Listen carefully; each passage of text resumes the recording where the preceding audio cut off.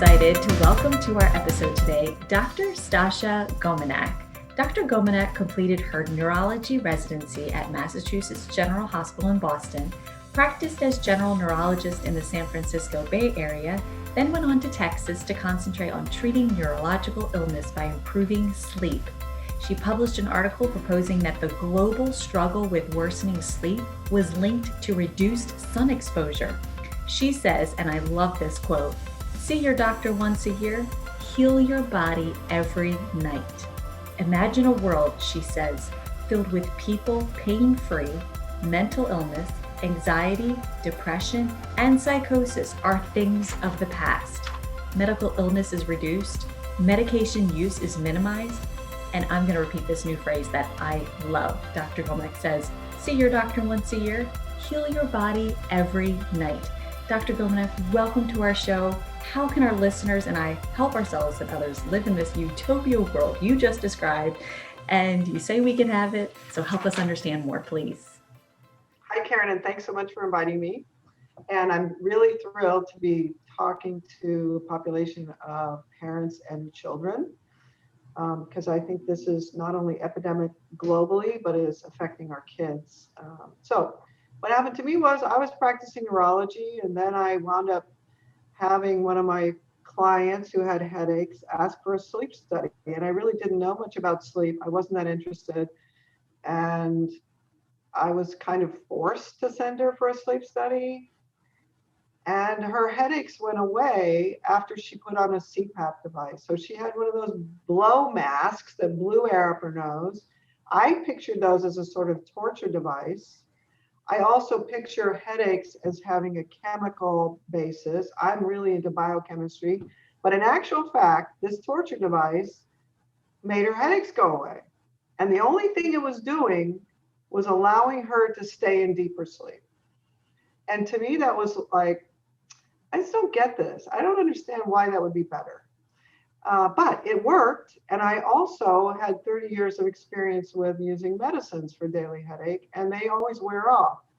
So there was a long travel there, a journey of 5 years using CPAP devices and sleeping meds. And I did about 1,000 sleep studies in young, healthy females, teenagers, and kids who were seeing me for headaches. And then it's branched out into epilepsy and other things. But I was sending this population that was at the time not being studied. We were told it was fat-necked males. Well, so I'm sending all these young, healthy females who've had a couple of kids, and that's the only thing that's wrong with them. And they don't turn out to usually have sleep apnea. They just don't have deep sleep. They don't get into what apparently is where we get the work done. So if they don't have these phases, and they feel awful and can't remember and are cranky and in a bad mood.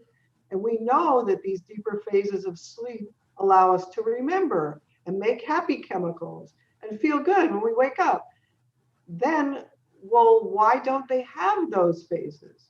Because this population was much less sick than those elderly males, I picture now that they were really in early stages of what then 30 years later becomes severe sleep apnea.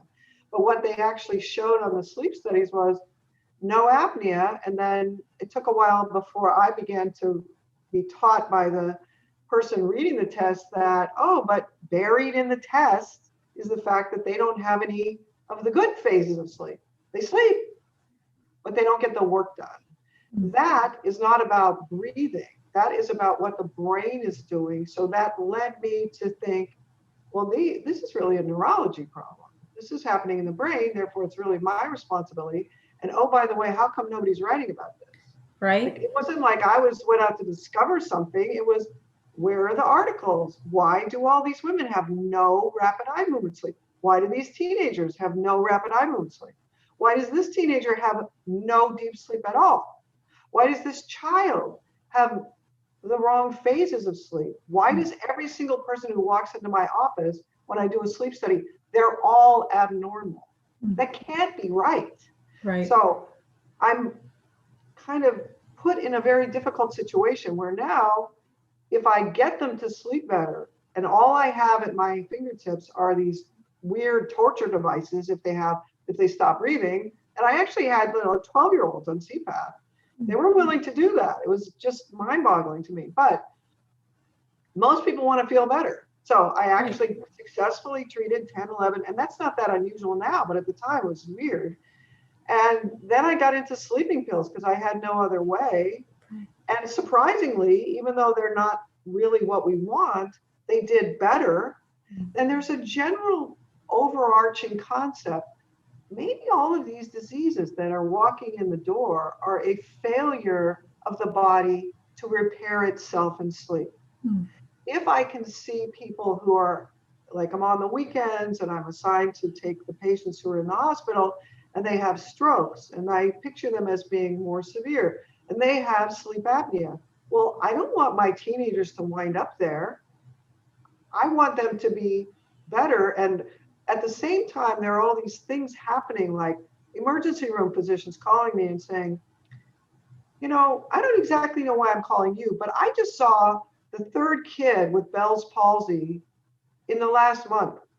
I don't remember ever seeing a child with Bell's palsy when I've been in practice for 20 years. It was quite obvious to me that diseases that are old diseases that have been described in neurology are moving into younger and younger populations. So at that point, I'm thinking, okay, we have completely missed the boat here. I'm taught that the body is created to fall apart. And then I'm taught to recognize this symptom gets this drug, but I'm not taught to think, gee, we were really created to be able to self-repair until we're about 75 years old. So we live for 75 years and then we die for 10. No, we start dying now right after we're born. Because I had been practicing for 30 years, I knew that in my high school, so I was born near Stanford. I was born in San Francisco and then grew up in San Jose. My generation didn't have depression and suicide and autoimmune disease and allergies. And there are all these things that are considered to be normal now that those of us who are in the older generation are like, that's not normal. Why the hell did that happen just recently? And everybody's got that all over the place. So there's a shift in the way we're thinking about. If you go to a party with other adults and you say, my kid wakes up 3 times at night, and 5 other people in the room say, so does mine, that's the new normal. You don't even question that that's normal for kids. That's not normal. That was not normal. So I have this building level of unease. Something is happening. My training is the same as everybody else. Toxins, diets. I'm trying to answer this with the things that we've been told are affecting us. But I'm kind of dissatisfied because if I say toxins, bad habits, I can't intervene.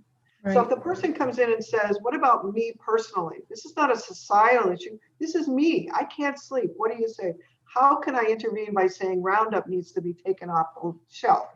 So there are all these theories about, it's your behavioral, et cetera. And after about 5 years, I'm sitting listening to people telling me their stories about not being able to sleep. So the very first thing that has to change is I have to be willing to listen to it. And I wasn't willing to listen to it before because all I got was CPAP device or sleeping pills. And we don't want those sleeping pills because they're dangerous. So the first step was I just sat and listened to all these stories. And I'm like, this is horrifying. All these people who have insomnia, they're completely ignored. If you say anything, if you say the word sleep with your doctor, what you get is go to the sleep doctor, get a sleep study that, they're trained to just shut them off.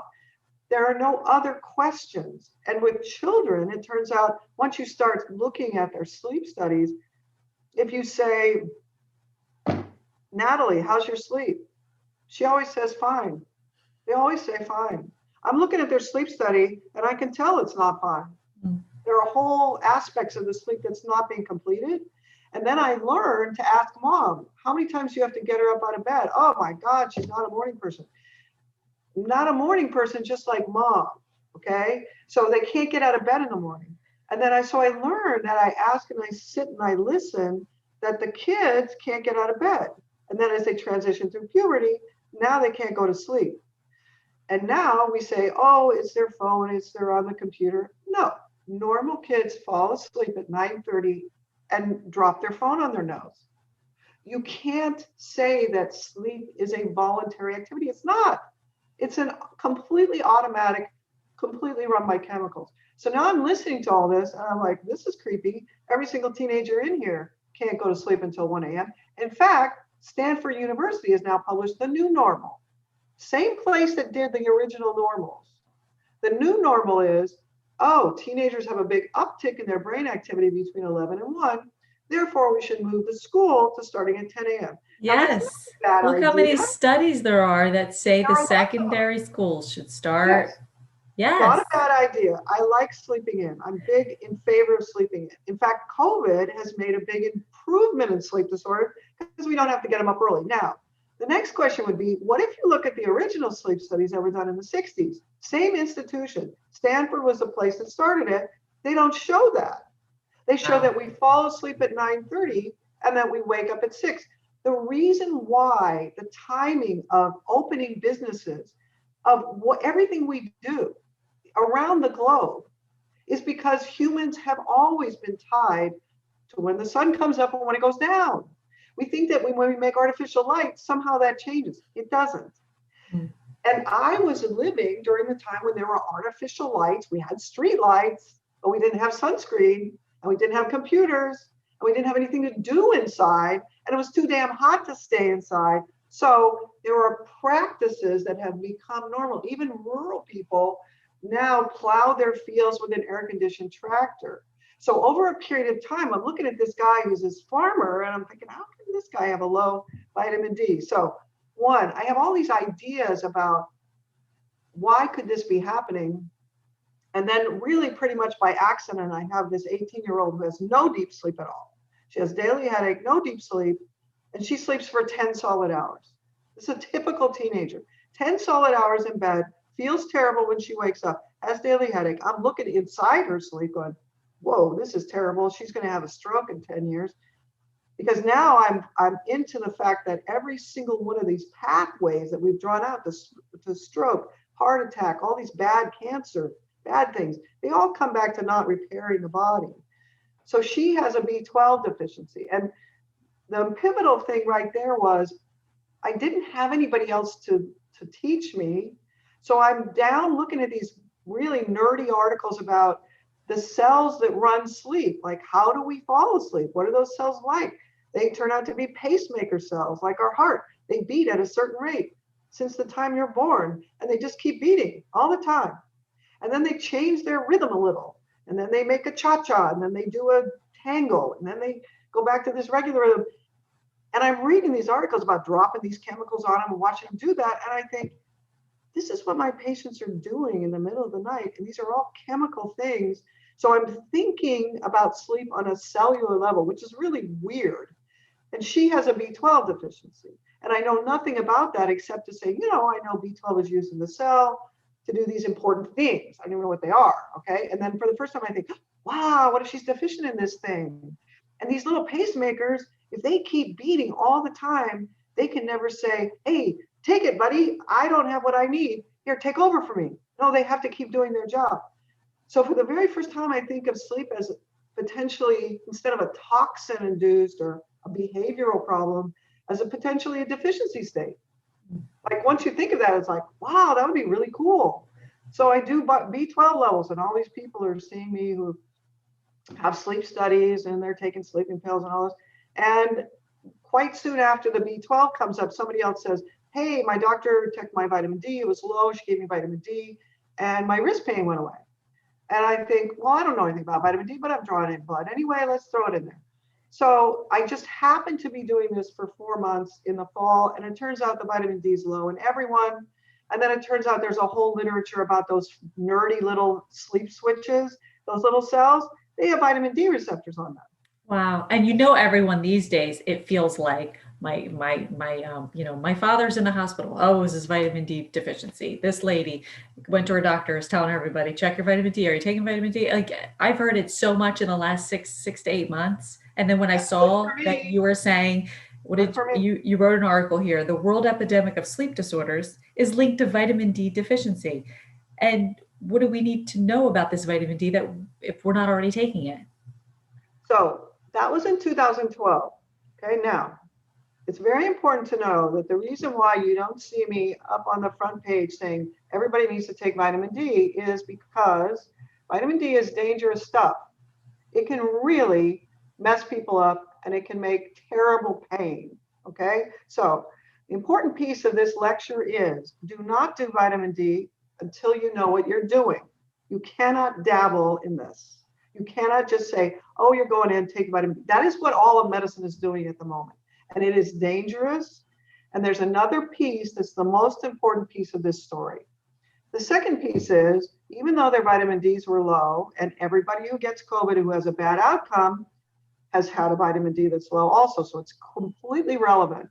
But we don't get sick because the D is low.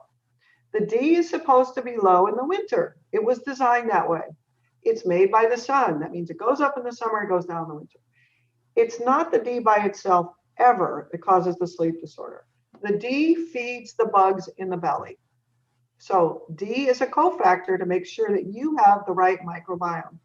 And it turns out that the core of this immunity, being able to fight off an infection and having the right immune system is all about the microbiome. So everybody who's sick, who has a sleep disorder, who has anything wrong with them, not only has D deficiency, but they've lost their microbiome. In order to get better, you have to know how to bring it back. And probiotics are not successful. They don't do anything. So you have to understand this other concept, which is the bugs that live inside us are another organ of the body. And normal humans are walking around. They look normal. All your kids look normal. They have all the right arms and legs and head. But if they don't have that organ, then they are at huge risk for not being able to fight infection, to have autoimmune disease that includes allergies, eczema, asthma, and not being able to fight off an autoimmune disease as they get older. And then there are a whole bunch of other things that are attached to that. So what I learned was as I gave vitamin D, our sleep got better, and then it got worse again. And then it got really terrible, and then we got pain. So the next piece was an accidental find from one of my patients who brought in a book that was about the B vitamins. I'll shorten it dramatically. The answer to bringing back the microbiome is to know that there are 4 main phyla or groups of bacteria that are supposed to be there. They do not care about us. They are just there as a 4-pack because they trade vitamins with each other. They happen to make at least one of the B vitamins, and they need several other ones that come from their buddies. This 4-pack has existed on this planet for billions of years. They were here for a very long time, feeding each other these B vitamins before humans started to be very busy and study things and think they're smart and found these B vitamins. Once we found them, then we made up all these rules about them and we made up stories about them. And in actual fact, the Bs do not come from the food. And in fact, as we wash our food more and more, we become more focused on cleanliness. We wash off the bacteria that's on the outside of the food that used to provide the vitamins for us. So there's a basic concept, which is in order to get back those 4 guys in your belly, you need to do 2 things. You need to feed them D because they are hooked into the D that we make, but you also need to recreate the B vitamin soup that they used to make. So the 4 good guys are usually supposed to be down there making these Bs. If you make your belly contents a little petri dish and you provide all the good guys what they need, then because you favored them, they rapidly grow back. It only takes 3 months. You get a D over 40 and B50 in an adult. You get that combination together like a little petri dish. They all grow back. They're all happily down there making Bs now. And the next concept is B vitamins can hurt you. B vitamins can make you unable to sleep. They can give you pain. So when your microbiome is not there making the right amount, then you can get all sorts of bad things. But when you're taking the Bs and you have a normal microbiome, you get double the dose and things fall apart again. So there's a basic concept in the background, which is every single animal on this planet has these bugs inside, and these bugs are what are sending their vitamins to them. We are no different than any other animal. We are the only stupid ones that go down to GNC and buy the vitamins, okay? And we think because we make up these stories that we're really smart, but we're not. You have to look at it in an evolutionary way and say, okay, these supplements are really good if they bring back the right bugs. But as soon as we have evidence that they're back, we stop this extra stuff and we go on without them. So there's a complexity to this that means I don't just say, hey, to keep COVID away, you just take 2,000 a D a day. It's dangerous to start on that because people will stay on 2,000 a day and 4 years later, their D level is really high and they have agonizing pain and they don't know why. It's 4 years after they started D. They would never connect the two. Their doctor's not going to connect the two. Their doctors can't even get their head around the fact that D and the microbiome are about sleep yet. They can't catch that idea. So it is a complex set of ideas. Now, having said that, I have resources for you on my website that make it simpler, okay? This is complicated. I want to warn you, you don't want to dabble around the vitamins. You want to find out a little bit more about them. You understand the ideas, but I also have a roadmap for you, okay? So I not only have a roadmap for adults, it's called the workbook, but I now have some videos that will help you with some special categories. Like what if I want to get pregnant? Because vitamin D deficiency is all about infertility. What if I want to have a baby and take vitamin D and these Bs while my baby's inside me? What if I want to be able to trade my breast milk with my baby? How do I manage that? So we have one set of videos that's about fertility, pregnancy in the first year. And then I have another set of videos that are about how to do this program safely with your kids based on what age group they're in. Yeah. Because I have a lot of information about, I have at least 8,000 people who've gone through this amount of D. Every single human needs a different D dose. That's really important. You cannot just say, hey, what dose should I take?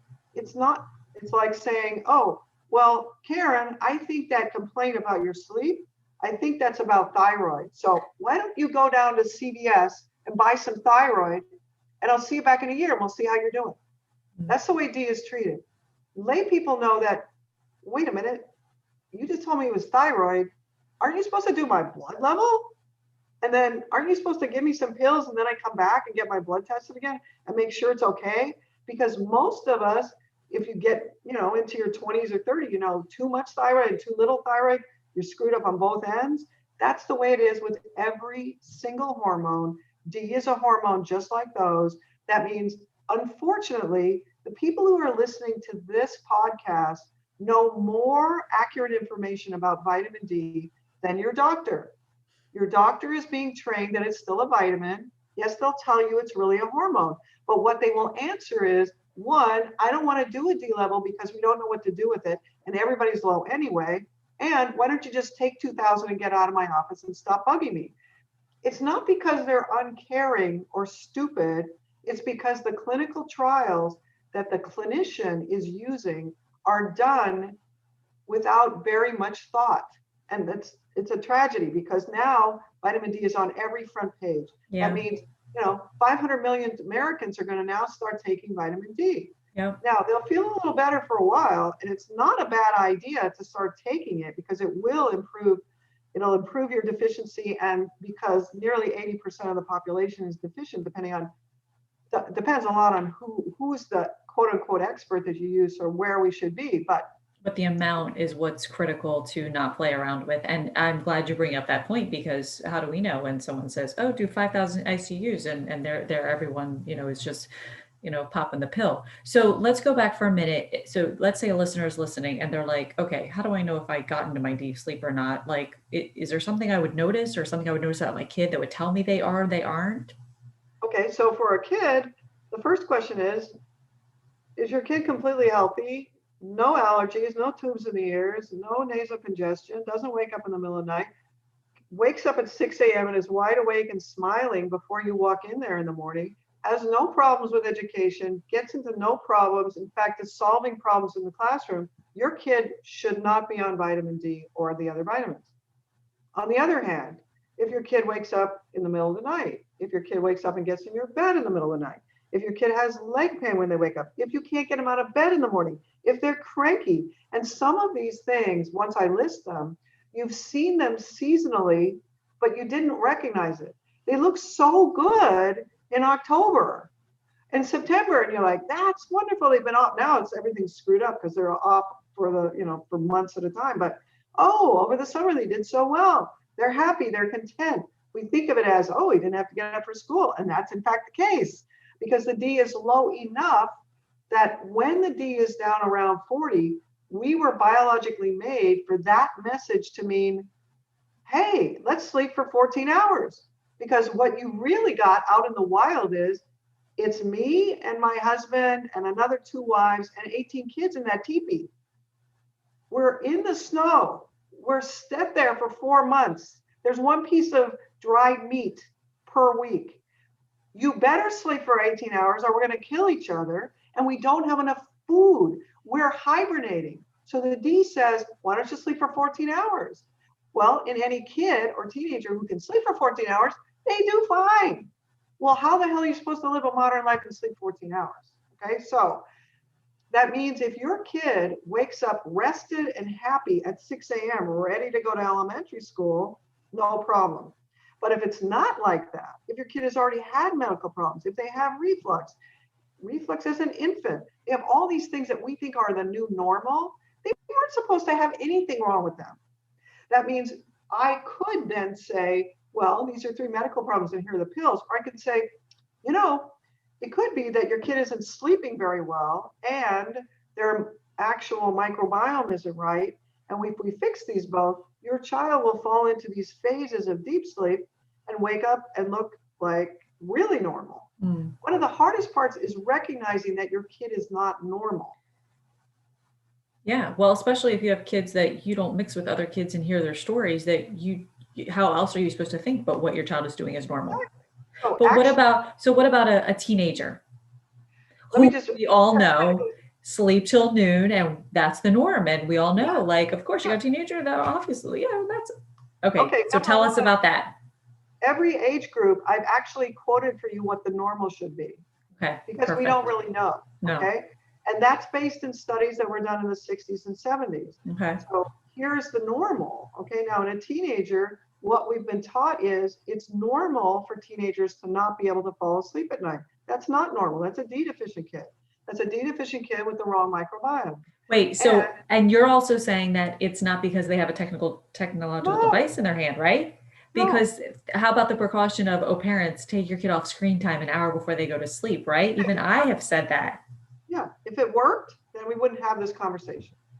It didn't work. Okay, I can just tell you, it's still good to take it away from them because there is still really good literature about blue light keeping us awake, etc. Okay? All so right. if you've taken it away and your kid can fall asleep at 9:30, we don't have a conversation. But if you've taken it all away and we've had all these arguments about it, and the kid is saying, look, I don't have anything to do. I'm lying in there until 1 a.m. and I can't fall asleep. They're not just being difficult. There is a chemical problem in the background. So it's not that blue light, computer time, screen time. If you're an attentive parent and you've already listened to all that and you have the blue blocker on the phone and on the computer and you're still having problems, then this is the place to go. As you think about, there's a chemical problem that has made that child's sleep clock shift later, and that's not normal, and you can actually fix it. And frankly, until I had these vitamins in my hands and started to give it, so keep in mind, I'm treating kids with epilepsy, with headache and tics and Tourette's and all this stuff, and I'm doing my routine thing. And then I think, well, what would happen if we test their D level? And what would happen now if we add these bees and we get their microbiome back? It was like a miracle. I could take the medicines away. The epilepsy goes away, and then I can take the medicines away and the epilepsy doesn't come back. And then I can take the medicines for Tourette's away and it doesn't come back. Even for anxiety and depression? Oh yeah. All of the emotional disorders, especially in children, are related to not making the neurochemicals that they need. We don't have any control over the mood we wake up in. You wake up in a happy mood or in a sad mood or in an anxious mood. Anxiety is so common in our children. It's directly related to these chemicals that the bugs are making, directly related. So you watch those things go away. And it wasn't like I had a whole list of things. Okay, let's take some vitamins. I'm going to fix all this stuff. I mean, I don't even like vitamins. I don't know. I didn't think of it that way. What really happened was I'm focusing on sleep. I'm desperate because I know the sleeping pills are not what any of us want. They don't really work. They don't continue to work. And even my patients who are wearing the CPAP devices are slowly getting worse in the background. We're doing things that are patching the holes, but there's a disease that's continuing to worsen in the background. So I start doing these things with everybody who walks in, who will let me do a sleep study, and I start doing this stuff. And they come back and like the bedwetting is gone and their anxiety is gone. Bedwetting. Wait, bedwetting. Tell me more about that. When I saw that, I was like, you gotta be kidding me. I can't promise you that the bedwetting will go away with my program by itself. I believe that it really does take some other things like iron, and it takes maybe some medicines, but bedwetting is a disorder of not being able to control the amount of urine that's made and staying deeply asleep. So when they transition into teens, what happens is they start to get up from bed and go pee, but that's still not normal. It is not normal for anybody to get up after they fall asleep at night and go pee. Because we think it's anxiety. We get worried and stressed that, oh my gosh, what is my kid struggling with that is making them wet the bed? No, it is completely involuntary. It is a chemical basis. I cannot say that I have the answer to bedwetting, but I can tell you that in certain circumstances, the patient would come back. I was not treating them for bedwetting. I was treating them for whatever, for epilepsy or whatever. And then we do this on top of it. And they come back and say, and you know what? His bedwetting has gone away. And I'm like, wow, that's really weird. The other important thing is I have all these observations in adults. So I've got these, 85-year-old guys who are coming in and I'm trying to convince them they have a sleep disorder. And they say, well, of course I have a sleep disorder. I get to pee every hour. And I'm like, okay, but I also know you have sleep apnea. So I send you off to the pulmonologist. He gives them a sleeping pill. He puts the mask on.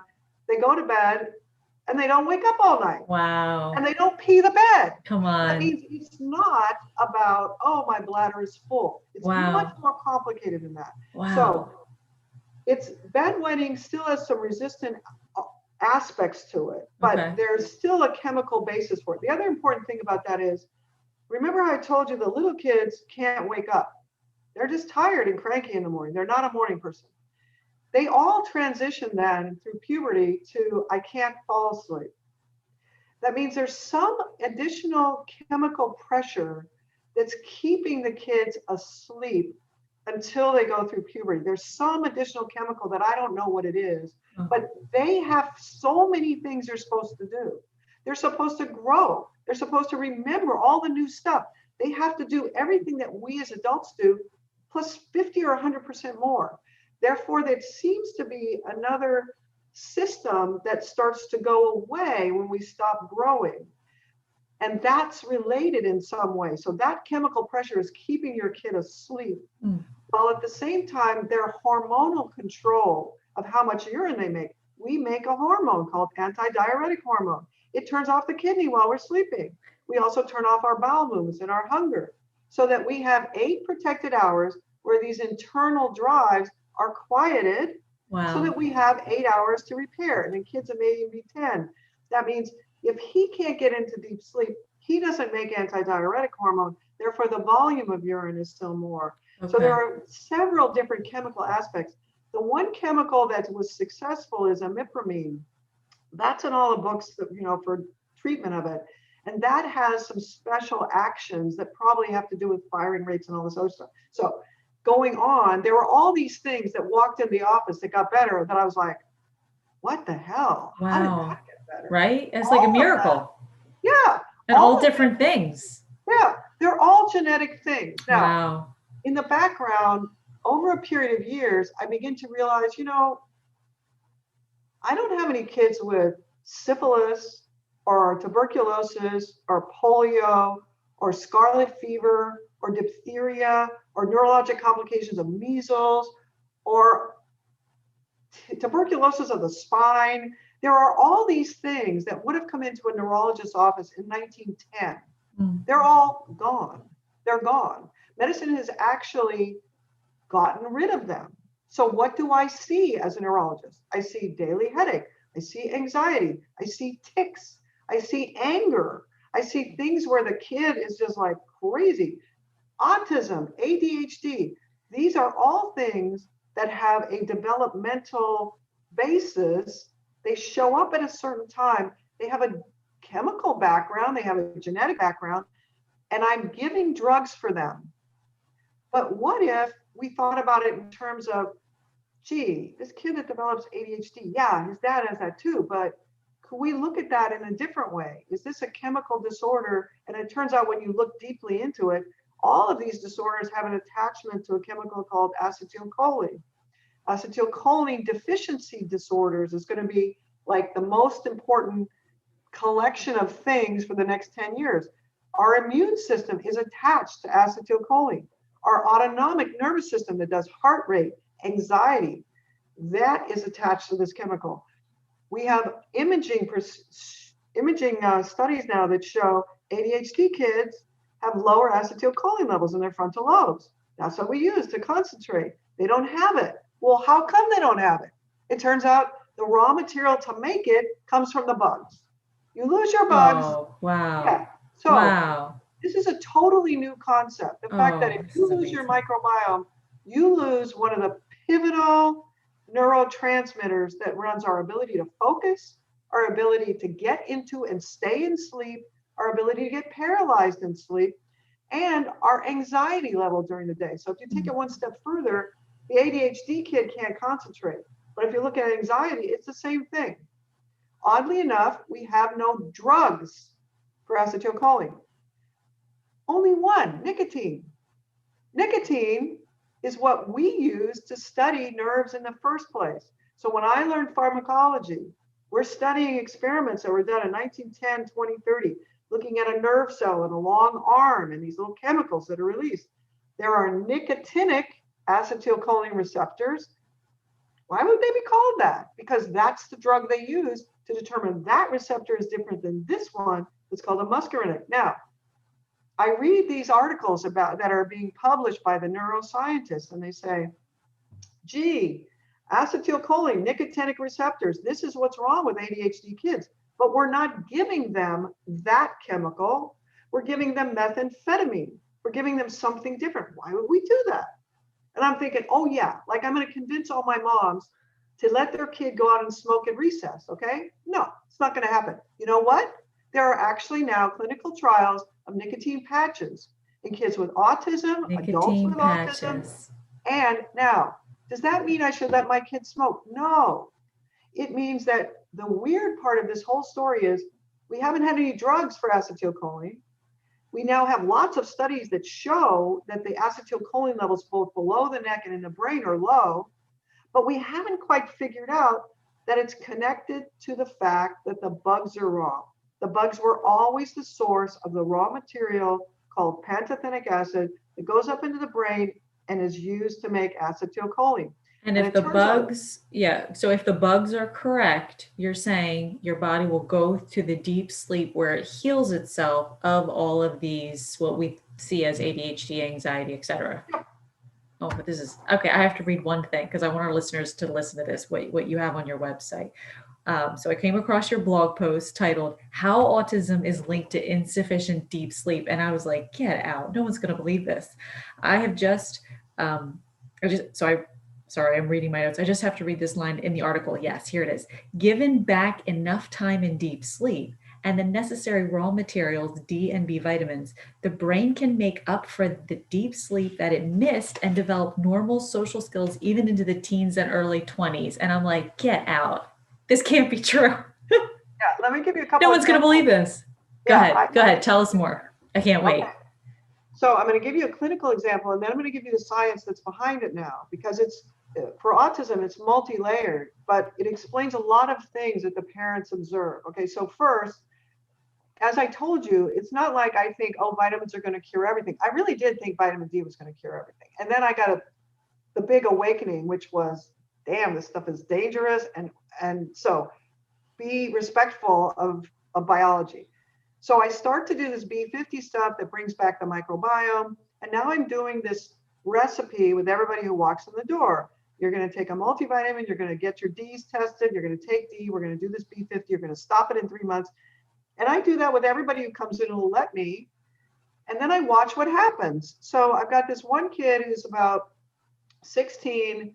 He's now back in public school, but he was bullied a lot in junior high because he looks like the typical television computer geek.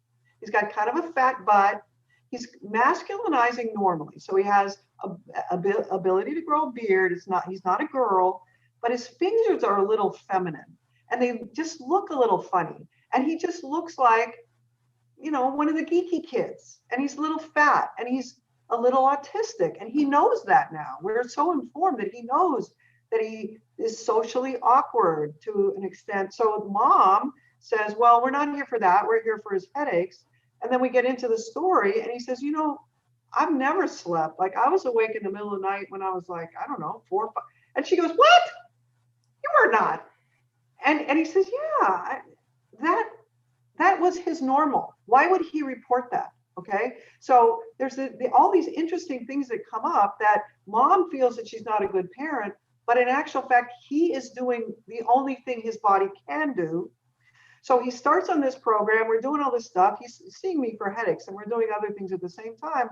But 6 or 8 months later, she comes in and he's starting to look really different. Wow. And it's hard to describe, but he no longer, he's already normally masculinized, so his voice is lower, but he's starting to look like his shoulders are wider, his hips are smaller. He just carries himself differently. And I'd seen this in a couple of my other daily headache sufferers who had already been tested and seen to have low testosterone. Wow. So by that time I was like, oh, I completely missed this. These teenagers do not have normal testosterone levels. So in the girls, they're not menstruating and they have terrible painful periods. But in the boys, they're not masculinizing normally. So he walks in and starting to look different. I'm like, damn, this kid is starting to look, he's not like geeky anymore.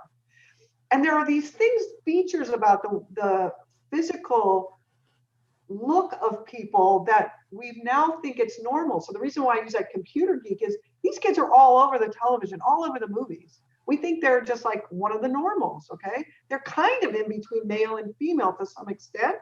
They don't look, so then what mom says to me, which was the thing that made the difference for her, she said, last week, I took Brandon to school. I dropped him off. He got out of the car. I said, Brandon, I hope you have a good day today. And he turned around and said, thanks, Mom. I hope you do too. I went, so she said, no, you have no idea. The most I've ever gotten out of this kid in that situation was a grunt. Wow. No acknowledgement, no answer back. And this gal was developed enough in what she was looking for that she had seen subtle things that were bringing him more toward a social norm. Okay. Now that means that's a move in a kid who already is a teen. We know teenagers are rude and difficult. Okay. Yes. So we think that's normal. That means that's a move in a teenager who has had these features for the whole time. Now, there's another really important one, which is we as neurologists, we're trained about mental retardation or challenges or whatever you want to call it over a long span of time. And basically you get to know these kids really well. They have, developmental delays. Sometimes they can't read, can't speak, whatever. Once they get to be teenagers or 20s, we think of them as static, like it's going to always be that way. All right. That's not true. Because I have one kid who walked in with a helmet. He was having continuous seizures, walks funny, can't understand him. Mom can kind of understand him. But over a 10-year span, first I begin to realize that I've never paid attention to kids that have epilepsy in their sleep because they're always tired. Because I'm giving them their sleeping pills, okay? I'm giving them these seizure medicines, and they always look dopey. So I don't ask them about that. And slowly over time, I realized this kid, when he can finally be understood, which later he can be understood, can tell you he's also awake in the middle of the night since the beginning. He ended up on 20,000 IUs of D for years. Wow. Years. And because he was so much better, I couldn't get the mom to come back very often. And I would always be like, are you sure you're giving that? So she was really giving it, but he was so deficient. So he ultimately walks in with like a cowboy hat and a little goatee. And I'm like, Mom, I can understand Wesley now. Do you think you can understand him? She said, yeah, I can understand. He makes jokes. He's, so One, I now believe that there is not a static brain state. In children and probably in young adults and even in adults, if you get them back into sleep, the brain knows what to do. So there's one other really important piece. We have all this whole population that has seen their kid be normal to age, whatever, 3, and then we give them immunizations and then they go completely berserk, okay? The anti-vaxxers are now left with, my government took my kid away. What do you do once you have that? All you can do is be horribly angry. Right. And okay, now let's just say that instead I say, you know what? When you were pregnant with this kid, your D was really low. And then you're giving breast milk and you don't have enough D going to the kid to establish this microbiome. So your child was born without this important organ in the body. And their immune system is absolutely not normal, okay? You take all the immunizations that were perfectly designed from the 1940s through 1980. My generation and 2 generations around me received these immunizations with no problem, okay? We didn't also have peanut allergies and tubes and all the other stuff. Neither did we as a kid. Yeah, now that means the immunizations are unchanged, but the people you're injecting it into are not normal humans. All right, I hear you. You take a kid who has an abnormal immune system and you inject them with this immunization, and in fact, their immune system goes berserk. At the same time, they have multi-layered other issues. It's not ever just the immune system. Their sleep is also disordered. They all have sleep disorders. Wow. What we say is autism gives you the sleep disorder. No, the sleep disorder produces the autism. And here's a little bit more depth. Last year, for the first time, so there are, let me say this, there are imaging procedures and studies that show that kids with autism have lower acetylcholine levels than they should have in their brain. Okay. There are also now studies that show that cannabinoids in autistic mice, they actually have mice models, they show that the cannabinoids are not there in the right way. We'll talk about cannabinoids more, but the cannabinoids that we've named as, oh, they're like cannabis, like this plant, no, they're real neurotransmitters. They're neurotransmitters that we use in our body. The reason why humans react to them the way they do is that they're already in there doing things. It turns out the cannabinoids are all about development, mood, sleep, appetite, inflammation. It turns out now that we have studies that show that if you lower the vitamin D supply to a mouse, and then you look at what the microbiome results, some of the species that need the D go away. Those species provide the building blocks that go into the mouse and make the endocannabinoids. So in this particular article, they went low D, change the bugs make the building blocks that go into the nervous system, and they actually tested the mouse spinal cord pain system to show that their pain system was totally disrupted. So what are the characteristics for autistic kids? They get discomfort from normal things touching their body. They can't be still. They have anxiety. They can't sleep. They can't learn. And do they have always a bad belly? Yeah. So all of these things are there, and they're all reversible. They are not permanent. That's incredible. The way that you get there is to understand that vitamins don't cure anybody, nor does CBD. They are tools. They are building blocks. We give them back, and then we watch until your the sleep body gets can perfect. Okay. Then when the sleep gets perfect, then if it starts to get goofed up again, we think, oh, these could help the sleep, but they could also hurt the sleep. You think of it in a totally different way. You think, I need support until my kid's sleep becomes perfect. And how do I tell? You have to tell them about it, because every single day, even with a normal kid, is a new day. You don't know what's going to happen tomorrow. Right. It's new every single day. Learn things.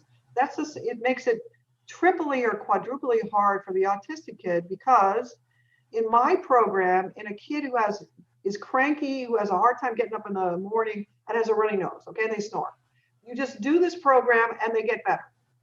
You can't do that in a kid who has autism. His body is so unaccustomed to having the normal chemistry for years, because it's been years. Back in little tiny dribs and drabs, watch what happens and add one thing at a time. So you have to think of it in a totally different way. The end point is still the same. I know it is because I've had success with it. Wow. I haven't yet got to the videos for the autistic kids, but I can tell you most of the things that walk in the door in neurology are genetic tendencies. And that means if my kid could do fine until this age, or my adult patient is coming in never having had headaches until she was 32, and I tell you it's a genetic mutation that causes that, okay, then I've had that since I popped out, right?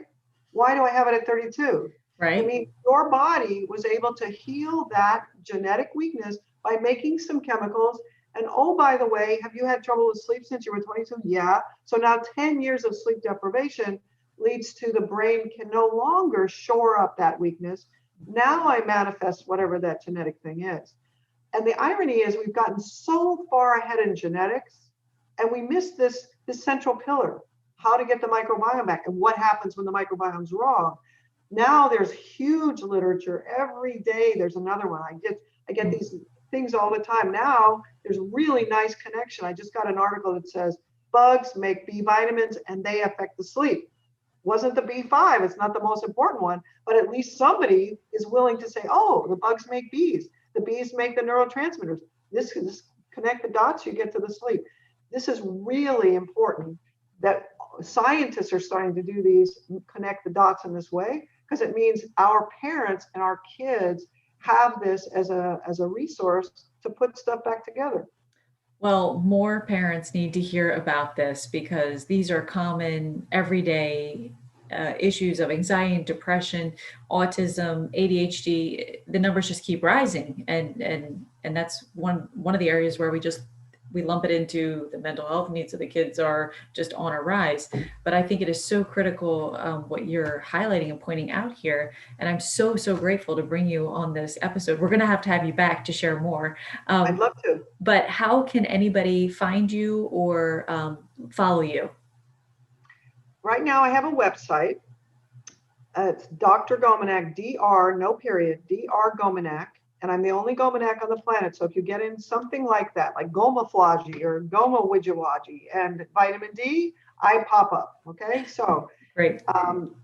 drgominak.com. I would really recommend that you, when you listen to this podcast, spend some time listening to other interviews that are on the site, read more about it. As I said, I have some videos you can buy.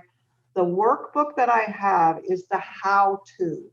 It is not the why. I personally feel that the why is really important. Now, there are a lot of ideas here, so it takes a while to get them all digested, but the workbook is your path for a whole year of what to do with your kid or yourself to get your sleep back. I also work with people individually on a one-on-one. And if you just want to say, what about this? I have this, these specific things. What do you think about that? There's just a single half-an-hour appointment and you make that under a place called Work Together. Great. Then I have other programs where you can work with me for the whole year. So it depends on what the problem is and how invested you are in doing that. So those are all available on the website. Thank you so much. And I'll put the links to your website in the description of the notes of this episode as well. And so for those of you who are listening, we have covered a lot of different things, but if your child struggles with bedwetting, anxiety, depression, if you know people who say, well, I'm just not a morning person, or my child has difficulty falling asleep, no matter what sleep challenge you might experience or someone you know experiencing, there is hope for you. And Dr. Gominak, thank you so much for joining us, and I can't wait to have you back on the show again. Thanks for inviting me. It was my pleasure.